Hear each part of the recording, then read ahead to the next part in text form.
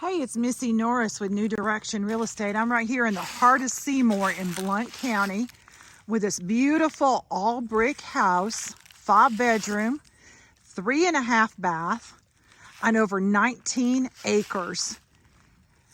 Beautiful wooded private property.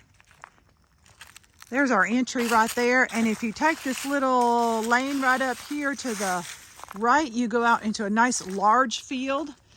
This house also has about a 2,500 square foot barn that sits down behind the house. 4 garage bays down there, an outside shed, extra garage, central vac system, 400 amp service inside the house. All appliances convey. It's just a beautiful, beautiful place, very close to downtown Knoxville, McGee-Tyson Airport, and of course all the conveniences of the Great Smoky Mountains, Gatlinburg, Pigeon, and Sevierville.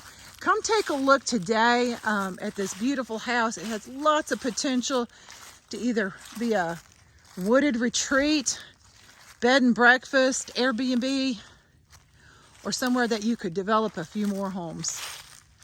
Give me a call, Missy Norris, New Direction Real Estate, 865-599-2886. I'm at 804 Chris Haven Drive, North in Seymour.